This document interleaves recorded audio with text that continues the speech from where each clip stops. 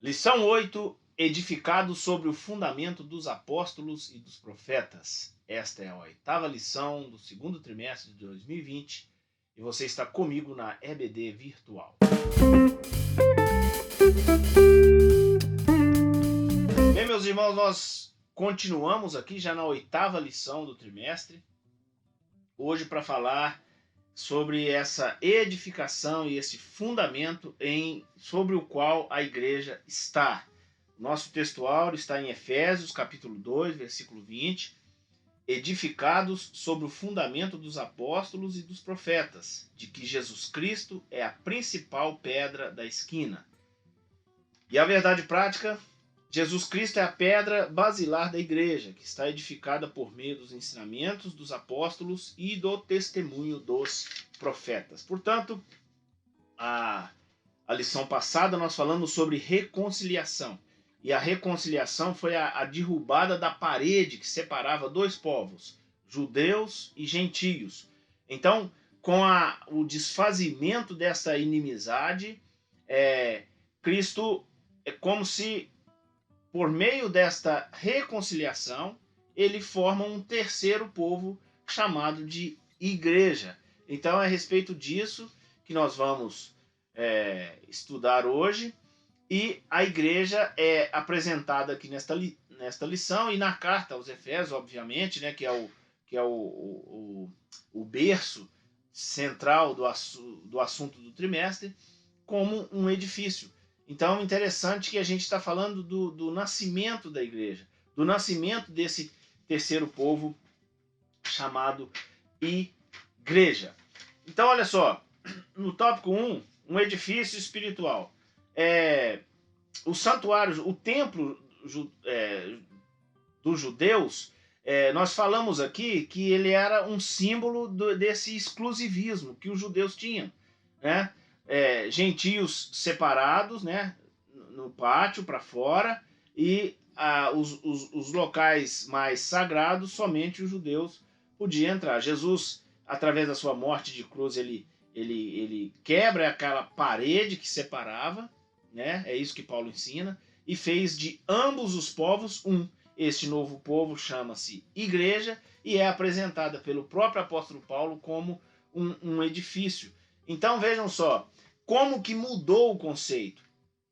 Agora, em Atos 7,48, está escrito que o Altíssimo não habita em templos feitos por mãos humanas. Então veja que o conceito de habitação de Deus mudou a partir dessa reconciliação que Cristo promoveu na cruz do Calvário. Agora,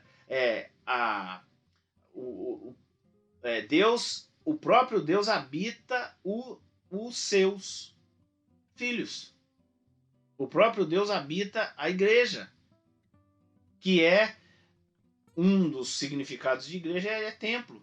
Então vejam só, o templo de Deus hoje, a habitação de Deus hoje é dos seus salvos. Portanto, esse mistério maravilhoso que essa lição nos traz. Aqui também fala da pedra angular, né? E apresenta Cristo como a pedra principal. Então, para vocês entenderem um pouco essa metáfora da pedra, nas construções judaicas, o alicerce ele tinha no seu ângulo uma pedra maior, que era chamada de pedra de esquina, a pedra principal, porque além de manter o alicerce unido, ela sustentava as paredes. Então, era um item ali da arquitetura da época que sem ele não tinha construção. Ou se insistissem em construção sem uma pedra angular, ela corria sério risco de desmoronamento.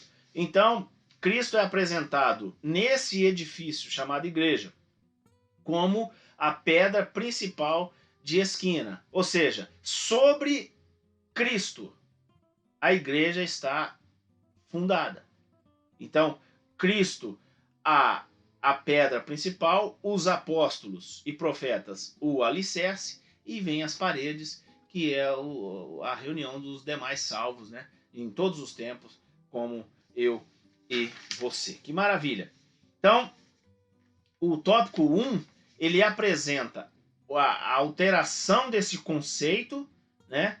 Cristo, Deus não habita mais em templos feitos por mãos humanas, e agora ele habita dentro de cada um de nós, né? Nós somos templo do Espírito Santo, templo de Deus. E concluindo o que ensina o tópico 1, a Cristo como essa pedra principal de esquina, chamada de pedra angular. Bem, e o tópico 2 vem falar do fundamento que é composto dos apóstolos e profetas. Então, Cristo, imagina uma alicerce retangular, Cristo está ali na cabeça de esquina, como a pedra principal, e o restante do alicerce formado por profetas e apóstolos. E o que significa isso? Significa, eu preciso ser breve por causa do nosso tempo aqui, mas significa a própria Bíblia Sagrada.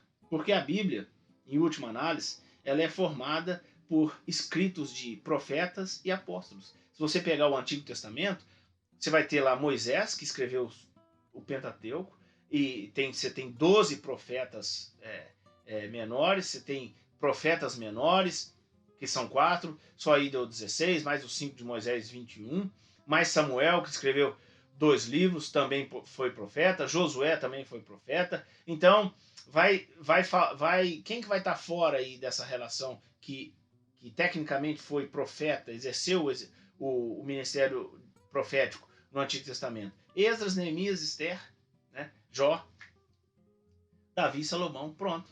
O Antigo Testamento foi essencialmente escrito por profetas. E o Novo Testamento foi essencialmente escrito por apóstolos. Se você pegar Paulo, ele escreveu 13, né, dos 27 livros. João escreveu 5. Pedro escreveu 2.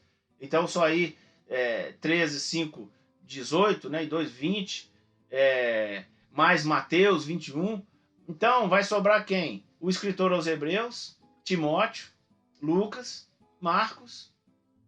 É isso. A essência do Novo Testamento foi escrita por apóstolos. Então, quando o tópico 2, e Paulo diz isso na carta aos Efésios, que a igreja está fundada, né, sobre esse fundamento, apóstolos e profetas, ele está falando de toda a revelação que tem a Bíblia Sagrada, que foi escrita por esses homens, profetas e apóstolos inspirados por Deus. Então é muito interessante isso. Não é à toa que eles escreveram, né? Os apóstolos, os profetas tinham autoridade no Antigo Testamento, os apóstolos tinham no Novo Testamento, né? Eles tiveram encontros pessoais com Jesus Cristo, eles receberam incumbências diretas para que escrevessem a igreja, né? Pedro refere-se aos escritos de Paulo como escrituras, então a gente entende ali como algo sagrado. E também no episódio de Ananias e Safiras, eles mentiram para Pedro e o texto diz que Ananias e Safira mentiram ao Espírito Santo. Então, mentir aos apóstolos era mentir a Deus, né, para mostrar a autoridade que eles tinham. Por isso que o que escreveram se tornou o cânon sagrado e é o que nós temos de doutrina, né? E é em cima dessa doutrina que estamos nos desenvolvendo espiritualmente. Esse é o desenvolvimento da igreja. Bem, isso é o que diz o tópico 2, né? O tópico 1 fala de Cristo como pedra angular, o tópico 2 como o alicerce de apóstolos e profetas. E a gente finaliza com o tópico 3, edificados para morada de Deus. O que eu acho interessante nessa analogia com edifício, né, a analogia da igreja com um edifício, é que construção ela é gradual, né? Começa da base, precisa ser bem feita, com muito critério, e ela vai se desenvolvendo, as paredes vão crescendo, vão se formando, e a igreja, na verdade, é isso, né? Você pode ter uma visão individual disso, né? Eu e você, cada um individualmente, e pode ter uma visão global também. A igreja como um todo, ela se desenvolve como uma construção. Então é muito interessante e bem colocada essa analogia. Comparação da igreja como edifício indica que estamos em processo de aperfeiçoamento. É isso que eu queria falar. Até que todos cheguemos à unidade da fé.